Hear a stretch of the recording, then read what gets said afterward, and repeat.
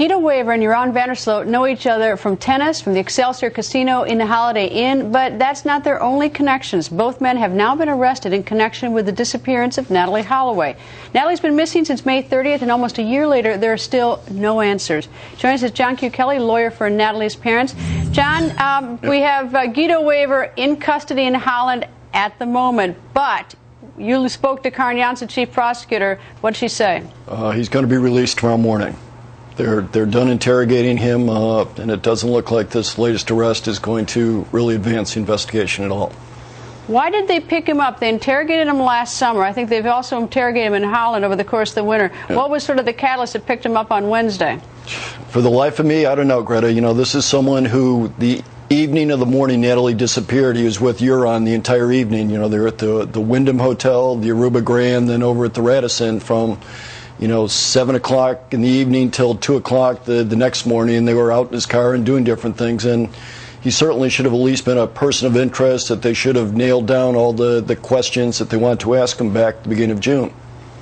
John, is Karen Jansen is she the one who makes the decision that she doesn't want him and to release him? That was my indication, yes. That they've gotten what they needed from him, and it's ultimately her decision as chief prosecutor to release him.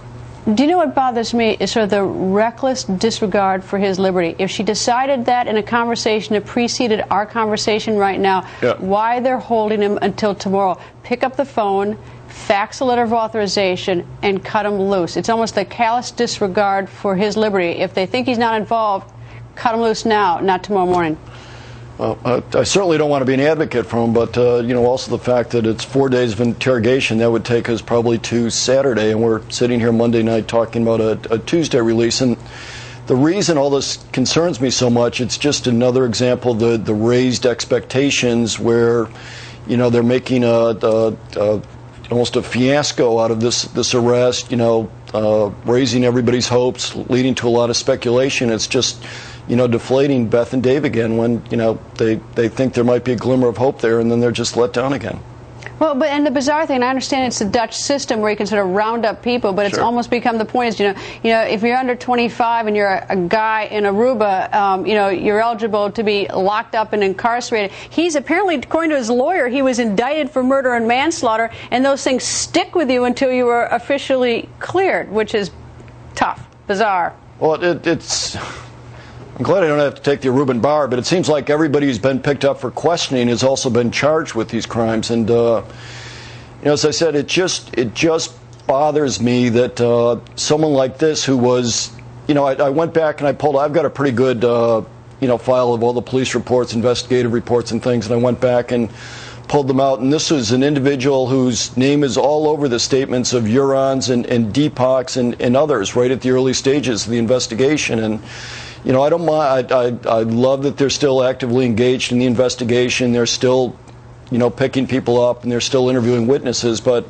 to pick up someone like this and get everybody excited when, it should have been done a year ago, and there should have been some resolution whether he was of value to the case or not back then. It doesn't make me happy, and I know it doesn't make Beth and Dave happy to conduct in this manner now.